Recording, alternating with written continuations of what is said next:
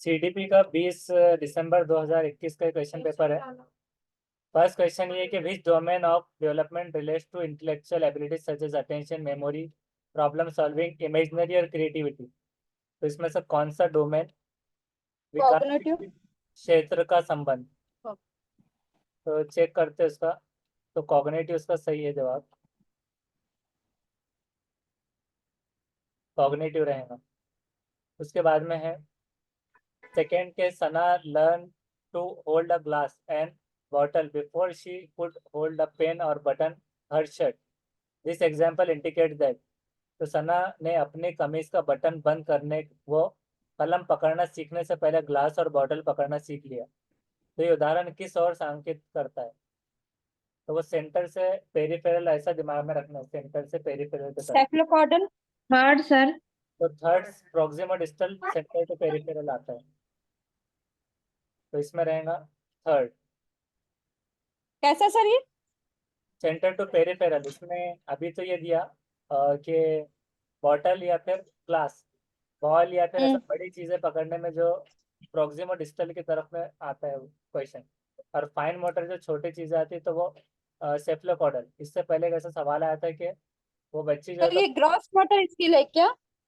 नहीं, gross motor में pen लिखना करना फाइन मोटर में आता है। उससे पहले जो बड़ी चीजें वो पकड़ेगा बच्चा, तो वो पहले हम्म। प्रॉक्सिमल डिस्टल में आएगा, सेंटर टू पेरिफेरल।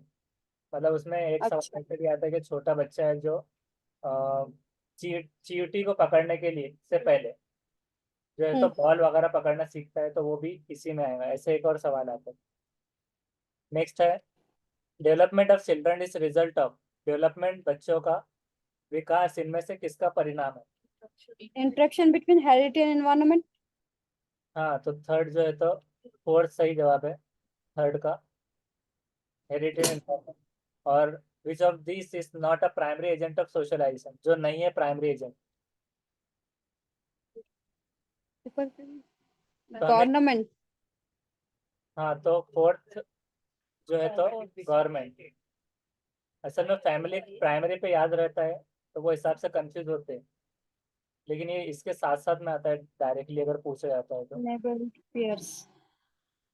उसके बाद है on the basis of children's response to Heinz dilemma, Lawrence Kohlberg ने प्रपोज किया कि स्पेसिफिक डेवलपमेंट स्टेज का किस हिसाब से होता है? तो इसकी, मॉरल डेवलपमेंट। हाँ ये वाला क्वेश्चन पेपर आसान आया था थोड़ा, अरे मॉरल डेवलपमेंट। नेक्स्ट है 9 ईयर ओल्ड लीला क्लासिफाई करती है collection of button according to the size, she then combines small group of button and redistribute them on the basis of folds on them. According to Jean Piaget theory of cognitive development, लीला क्या कर रही है इसमें से, कौन सी stage of development में? Concrete operation. Concrete. Concrete sir. 9 years old concrete. इसका third बिल्कुल सही है, कंक्रीट ऑपरेशनल। नेक्स्ट है dash occurs when children transform their experiences to fit into their existing schemes. To fit assimilation. Assimilation. हाँ, तो seventh का first सही जवाब है। न्यू इन्फॉर्मेशन में कंफ्यूज हो जाते हैं, तो एग्जिस्टिंग स्कीम में मॉडिफाई जब आएगा तो जब अकोमोडेशन आएगा, अकोमोडेशन। या फिर ऐसा टर्म जब आता है तो न्यू भी आता है तो वो एसिमुलेशन होगा। लियो वाइगोट्स की theory of cognitive development is called dash theory as he argues that children thinking takes place in socio culture. Socio cultural, क्योंकि जब भी वाइगोट्स के आता है तो सोशल या कल्चरल वाला टर्म आता है इस वजह से। नेक्स्ट है when a teacher adjusts the support offered to a child to fit the child's current level of performance and to help her reach her zone of proximal development, teacher क्या soft करेगा? Folding. Scaffolding third. ऐसा लग रहा है इसमें question paper बनाने वालों ने रहम कर दिए स्टूडेंट्स पर। हाँ बहुत ज्यादा। Third scaffolding the child. Next है in a progressive classroom, progressive classroom क्या है? Active learn play active part in the learning. तो थर्ड चेक करते हैं, बिल्कुल सही जवाब, place active part in learning. Next है dash intelligence refers to ability to recognize and respond appropriate to the moods, temperament and intention of others. Interpersonal. Other जब भी आएगा दूसरों का। इंट्रापर्सनल। हाँ इंटरपर्सनल पहला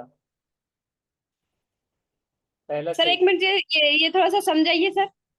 ये दूसरों के इमोशन वगैरह ये सारी चीजें टेम्परमेंट ही समझना इंटरपर्सनल होता है, और खुद की हद तक इंट्रापर्सनल में जैसे कि बुद्ध मौन रूहानी इस तरह से मतलब मोटिवेशन ये इंट्रा रहता है, अपनी हद तक। इंट्रा मतलब होता है अपनी हद तक, और इंटर यानी कि यूनिवर्सल में आता है वो टर्म। ये क्यूरियोसिटी जो अंदर की मतलब अंदर की आवाज हो तो इंटरपर्सनल। अंदर ये दूसरों की देख रहा है वो इसमें, हाँ तो तो वो इंटरपर्सनल ठीक है। हाँ, और खुद की हद तक रहेगा तो इंटर है। Intrapersonal. National education policy NEP 2020 propose करती क्या इसमें से? Children from grade taught home local language.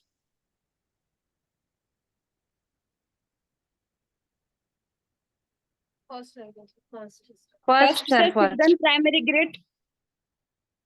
देखते हैं उसका फर्स्ट बिल्कुल सही जवाब है कि grades should be taught in home और लोकल लैंग्वेज में, और यहाँ डिस्करेज की बात की गई, डिस्करेज यूनिफॉर्म लैंग्वेज होना चाहिए। Uniform.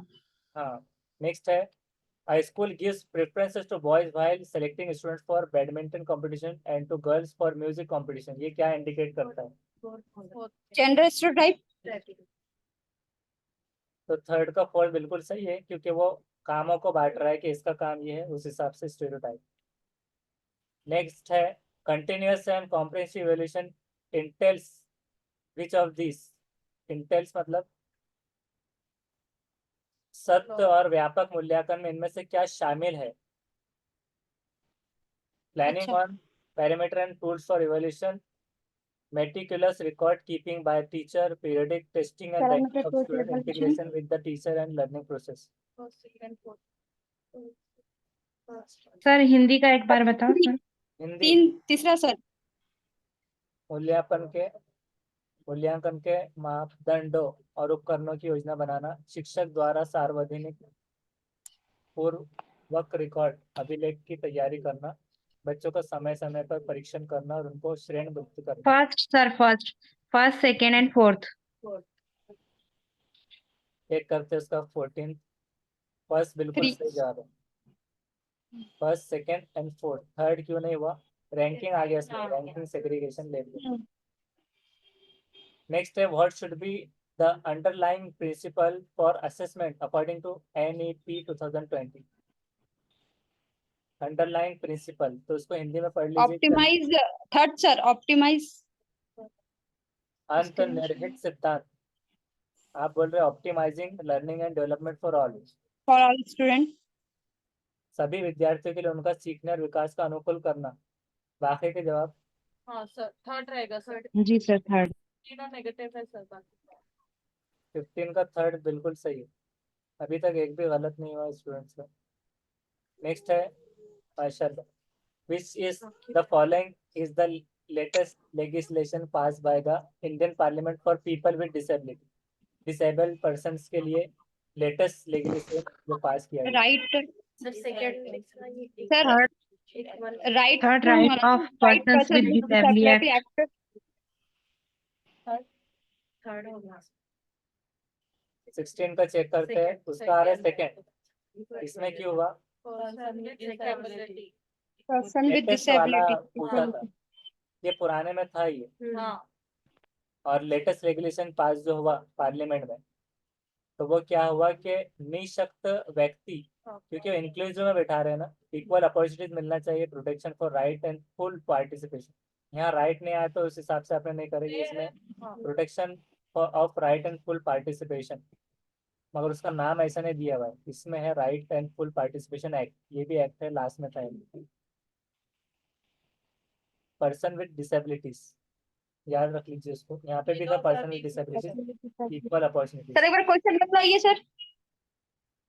Latest legislation pass in parliament, ये नया था। लेटेस्ट। ठीक है सर। उसके बाद में है विच if the following statement accurately describes the spirit of inclusion in a primary classroom. Hindi में क्या है कि कौन सा कथन टीचर प्राथमिक शिक्षा में समावेशी की भावना का सटीक रूप से वर्णन करता है? First sir, teacher promote the use of standard and uniform language only. Only. No, no, वो नहीं wrong नहीं है. नहीं सर, वो नहीं है. Expectations with special education need. ऐसा तो सब पढ़ेंगे. does not have expectation. हाँ. और क्या हो सकता है? Culturally responsive pedagogy. 17 का फोर्थ है, इसमें देखिए डज नॉट था. डज नॉट है एक्सपेक्टेशन, बच्चे से कोई एक्सपेक्टेशन उम्मीद नहीं है स्पेशल एजुकेशन नीड्स के साथ, तो ये निगेटिव था और ये भी निगेटिव था. और इसमें क्या था? कास्ट ग्रुप्स, तो टीचर होल्ड करेगा Certain. प्रिजुडाइज, तो कुछ जाति समूह के बच्चों के प्रति पूर्व ग्रह रखता है, तो वो भी लेबलिंग में आ जाएगा, ग्रुपिंग करने. टीचर प्रैक्टिस करता है कल्चरली रिस्पॉन्सिव पेडागोजी पर, तो इसमें कुछ नेगेटिव टर्म नहीं था. उसका क्या था कि शिक्षक सांस्कृतिक रूप से उत्तरदायी शिक्षा शास्त्र का प्रयोग करता है. उसके बाद है next, the set of characteristics that defines a gifted students are. खुसूसियत जो एक गिफ्टेड स्टूडेंट क्रिएटिव जो है वो उजागर करेगा कौन सा है? Learns rapidly and retains, is alert, नीली observant and respond quickly, performs better with acceleration. शीघ्रता से सीखता है और उसे याद रखता है, सतर्क है, तुरंत उत्तर देते हैं, बारीकी से आकलन करते हैं, त्वरण के साथ बेहतर करते हैं. उसमें तीनों भी हो सकते हैं, ऐसा भी है. तीनों भी है सर. थर्ड और सर थर्ड. तीनों भी है सर वो. तो थर्ड बिल्कुल सही जवाब है, तीनों है. नेक्स्ट है, which is the following is not an effective pedagogical strategy for inclusion of students with severe visual impairment. जो नहीं आता क्या है कि इसमें से क्या कौन सा शैक्षणिक प्रणाली अत्यधिक दृष्टिबाधिता से जुड़े हुए विद्यार्थियों के समावेशन हेतु सही नहीं? जवाब देते वक्त ही अनम्यूट करना है.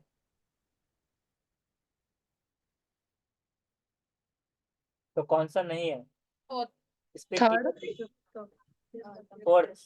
कंप्यूटर देना Third. प्रेजेंटेशन के लिए. नहीं, fourth sir, computer give visual पैर. तो फोर्थ बिल्कुल सही जवाब है. उसको जो दिखता नहीं तो उसको कंप्यूटर नहीं देंगे. फेल्ट बुक जो महसूस करेगा, और फेल्ट बोर्ड्स, 3D मैप्स और चार्ट. 3D में कैसा है? वो उंगलियों से उसको जानेगा. स्पीकिंग क्लियरली और एक्सप्लिसिटली, स्पष्ट रूप से बोलना और पढ़ना. असर्शन और रीजनिंग वाला आ गया क्वेश्चन. असर्शन ये कि teacher should provide diverse learning opportunities to facilitate meaningful learning for all children. ये टीचर ने क्या करना चाहिए? डाइवर्स लर्निंग अपॉर्चुनिटी देना. सही है क्या गलत? पहले ही देखना. सही है सर फर्स्ट है सर, सही है. कि all children have the potential to learn, कि सारे बच्चों में सही है. potential होता है लर्न करने में. जी sir, both A and R true, first है, R बहुत is the correct. ट्रू. अब इसको चेक करते हैं. 20 का फर्स्ट है, दोनों एक दूसरे से जुड़े हुए. इसका सही एक्सप्लेनेशन है. सारे बच्चे पोटेंशियल रखते हैं पढ़ने में, जो कि डाइवर्स लर्निंग से आता है. तो ये जब पढ़ते हैं आप, सही के गलत नहीं टिक करना माइंड में, फिर ये देखना कि सही के गलत. अगर ये सही है तो इसको इससे रिलेट करके देखना है वापस, तो जब भी आप कंफ्यूज नहीं होंगे.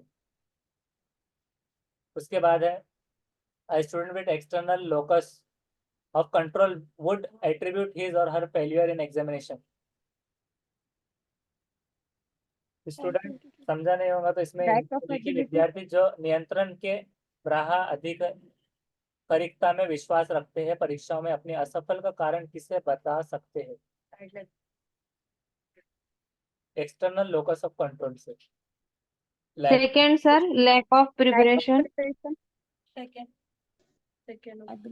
21 का चेक करते हैं. इसका फोर्थ है. फोर्थ क्या है? Bad luck. यहाँ पर हमारा भी बैड लक.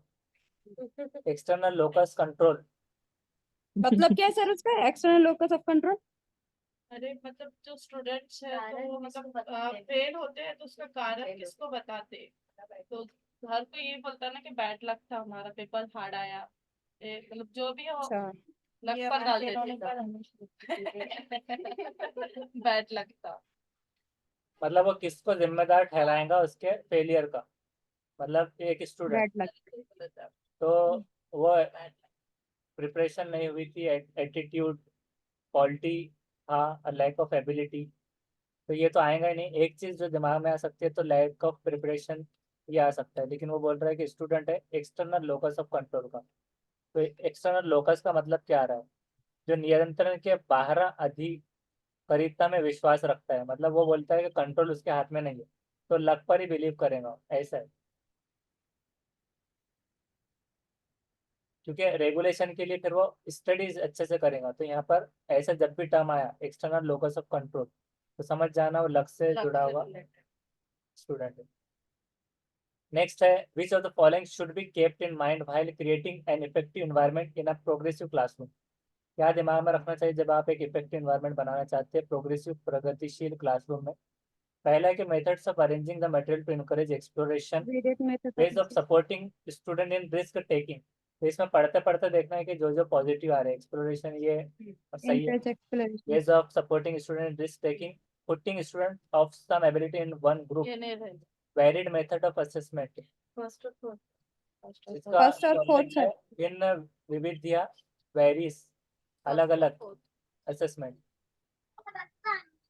फर्स्ट और फोर्थ। फर्स्ट 22 का थर्ड है। थर्ड में क्या है कि वन और थर्ड, second। 1 सेकेंड एंड अच्छा फोर्थ फर्स्ट के असेसमेंट के अलग डिफरेंट मेथड हो सकते हैं। सपोर्ट करने के मेथड रिस्क टेकिंग है, रिस्क दूसरे क्या निगेटिव है, है उसके। जोखिम लेने में विद्यार्थियों की सहायता करने के तरीके और मेथड्स ऑफ अरेंजिंग, लेकिन putting student of some ability in one group के एक समान क्षमता वाले विद्यार्थियों को एक ग्रुप में ही रखना, तो ये लेबलिंग में आ जा रहा है निगेटिव, मतलब उनके आईक्यू स्कोर के हिसाब से वो रखेंगे। Which of the following is cooperative learning strategy? Cooperative learning ये वाइगोट्स्की का टर्म है जिसके अंदर चीजें आती है। Seriation sir. सेकंड सीरिएशन प्याजे का है। Social Second, isolation third sir social fourth में इसोलेशन। बिल्कुल, इसोलेशन फोर्थ आएंगे सर, फोर्थ आइसोलेशन कैसा होगा? हाँ फोर्थ आएंगे सर। उसका फोर्थ ही है जो वाइगोट्स्की का टर्म है। तो उसमें रेसिप्रोकल पीयर ग्रुप वगैरह Reciprocal सब चीजों का एक questioning। वो जो चार्ट है, उसके अंदर रेसिप्रोकल है, जिसका मतलब भी जो है तो मिलकर पढ़ने से आता है, रेसिप्रोकल क्वेश्चन, जिसको हिंदी में क्या बताएंगे, पारस्परिक रूप से प्रश्न करना। और बराबर आपने बोले तो सोशल उससे जोड़ा है, कंफ्यूज करना है, और आइसोलेशन मतलब ब्रेक डाउन जो आता है, तो वो नहीं रहेगा। तो कभी आपने हिमांशी की वीडियो में भी देखा होगा जो रेसिप्रोकल का एक चार्ट है, जहाँ से उन्होंने कमेंट हाँ। पढ़ उसको समझाया नहीं था, आगे बढ़ गए थे, भूल गए थे उसको समझाना। नेक्स्ट है कि Mohan provides student with container, Mohan provide करता है स्टूडेंट को containers of different capacities to help them learn the concept of volume. तो फरा पूछती है, ask student to brainstorm on possibilities of making waste disposal a mechanical task so that people do not have to do these menial task, both of teachers are employing dash in the classroom. तो इसके जवाब हिंदी पढ़े बाद ही देना है। मोहन ने विद्यार्थियों को आयतन की समझ बनाने के लिए, आयतन मतलब क्या हो रहा है, देखो कंटेनर, तो बनाने के लिए अलग अलग धारिताओं वाले बर्तन दिए, अलग अलग। फरहा ने अपने विद्यार्थियों को कूड़े को यांत्रिक कार्य बनाने की संभावना पर मानस मंथन करने के लिए कहा। मानस मंथन करना मतलब क्या हो रहा है, फरहा ने क्या बोला कि ब्रेनस्टॉर्म करना है। ब्रेनस्टॉर्मिंग। हाँ, ब्रेनस्टॉर्मिंग पॉसिबिलिटीज ऑफ मेकिंग, क्या क्या चीजें हो सकती है mechanical task that people do not have to do this menial task. अब इसका मतलब क्या है कि किसी शिक्षण शास्त्रीय युक्ति का प्रयोग कर रहे हैं दोनों अध्यापक। हिंदी के चारों पता ही people do not have to this menial task मतलब क्या था इसका, कि लोग do not have to this. This menial task, open condition. हाँ इसमें मतलब वो चीज आई नहीं यहाँ पर, युक्ति है यांत्रिक कार्य शिक्षण बनाने। शिक्षण शास्त्री युक्ति। शिक्षण शास्त्री उर्दू में क्या रहेगा, मेनियल टास्क का उर्दू हाँ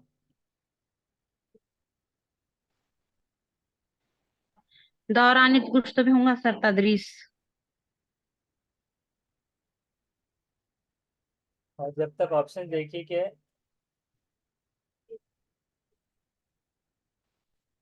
हिंदी बताइए। मामूली काम हो रहा है, मेनियल टास्क, अदना सा टास्क, इतना सा काम नहीं कर पाते लोग, डिस्पोजल मतलब उससे जो पॉसिबिलिटीज है।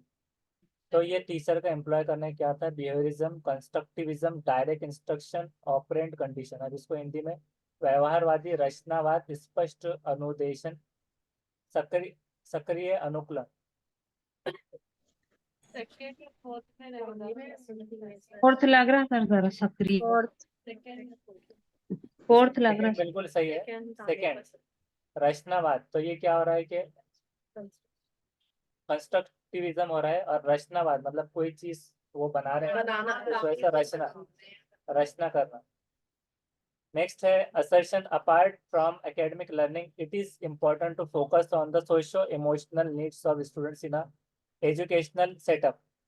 तो पहले ये देखना है क्या है इसका मतलब, अपार्ट फ्रॉम एकेडमिक लर्निंग ये इंपॉर्टेंट है कि फोकस करना सोशो इमोशनल नीड्स स्टूडेंट की एजुकेशनल सेटअप में। सही। और ये है कि स्टूडेंट प्ले करता है significant role, emotion emotion play करता है सिग्निफिकेंट रोल कॉग्निशन। तो दोनों सही है इसका हाँ। तो 25 का देखेंगे, फर्स्ट बिल्कुल सही जवाब। नेक्स्ट है understanding errors made by children in academic work. बच्चे जो गलतियां करते हैं एकेडमिक वर्क में तो क्या होता है, relatively merely in assessing students intellectual ability, relevant only to जज teachers efficiency in teaching, relevant to understanding teaching as well as learning process, not relevant to any domain. as well as learning process। सीखने की। तो 26, तो उसका third बिल्कुल सही जवाब है। Third relevant to understand teaching as well as learning process दोनों, और ओनली जस्ट टीचर एफिशिएंसी, इसमें क्या था असेस स्टूडेंट्स इंटेलेक्चुअल एबिलिटी। तो ये क्या था केवल, अब इसमें यहाँ पर देखिए ओनली तो नहीं लिखा था लेकिन ओनली ओनली का मतलब भी वही आ रहा है, तो ये याद रखना है आपको। मरली या सोलली डिपेंड आता है, देखिए सोलली तो वो केवल में आ रहा है उसका मतलब, और नॉट रिलेवेंट टू डोमेन तो रिलेवेंट है, तो इसलिए थर्ड। अब यहाँ पर है 27, क्रिटिकल थिंकिंग किस में इन्वॉल्व होती है, मेटाकॉग्निशन, एनालिसिस, रिफ्लेक्शन, तीनों में। सर हिंदी करें तो फर्स्ट। फर्स्ट सर समालोचनात्मक चिंतन क्या शामिल है। Second third. First second third. 27 का फर्स्ट सही जवाब है तीनों। एक बार और पढ़ लीजिए, क्रिटिकल थिंकिंग में मेटाकॉग्निशन, एनालिसिस, रिफ्लेक्शन आता है। कभी ऐसा भी आ सकता है कि critical thinking does not involve, और तीनों रहेंगे, एक और कुछ दिया हुआ है, तो उसके लिए आपको ये याद रखना है। नेक्स्ट है Anita, a teacher of fourth grade की टीचर जो है अनीता फेस कर रही है एक situation in her class while several students are reporting boredom in ongoing theme. जो अभी जो ऑनगोइंग थीम चल रही है उसमें बच्चे बोर हो गए इन दिस सिनेरियो, ऐसी सिचुएशन में क्या करेंगे। अनीता चौथी कक्षा की अध्यापिका है, स्थिति का सामना कर रही है जहाँ कई विद्यार्थी पढ़ाए जा रहे हैं विषय में उकताहट महसूस कर रहे हैं, तो उसमें क्या करेंगी। सर थर्ड ऑप्शन बताओ। देखो पनिश जो है, पनिश ये निगेटिव है, इग्नोर करेंगे ये भी निगेटिव है। थर्ड है सर, थर्ड। थर्ड सर तो 28 का थर्ड सही जवाब है, reflect on the content of lesson and method of teaching. खुद की तदरीस, खुद फोर्थ की का मतलब क्या टीचिंग है, लर्निंग प्रोसेस। हाँ फोर्थ का मतलब ये है कि ये मान लेना कि बच्चे पढ़ ही नहीं सके। Not capable. नेक्स्ट है what should a teacher tell her students to encourage them to be intrinsically motivated for tasks। अंदरूनी तौर पे मोटिवेट होने के लिए बच्चों के टीचर क्या बोलेगा स्टूडेंट को। Student who working finishes on this first show will get 5 interesting star. पहले जो खत्म करेंगे उसको 5 star.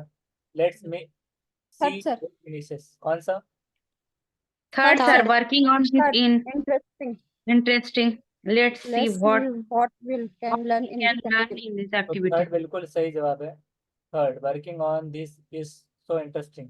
Let's see that what all we can learn in this activity. आज हम क्या सीख सकते हैं इससे, देखते हैं. तो उसमें रिवार्ड वगैरह डायरेक्ट देने पर नहीं बोलता CDB. नहीं सर, वो बाहर ही रहेगा, मतलब ये इंटरनल हाँ, और वो बाहर ही आता है, रिवार्ड मिलता भी है. External आता है. राइट. नेक्स्ट है पेस ऑफ लर्निंग इज. सीखने की गति कैसी है, पेस. डिपेंडेंट सोलली, अभी देखिए डायरेक्टली निर्भर है पर्सनल फैक्टर पर, सोलली और environment. Both Third, personal sir. Environment Independent. Personal environmental factor. और dependent on interaction of personal environment. ये देखिए इसमें इंटरेक्शन है, और इंडिपेंडेंट आजादाना, और डिपेंड है. Independent. हाँ, independent. फोर्थ.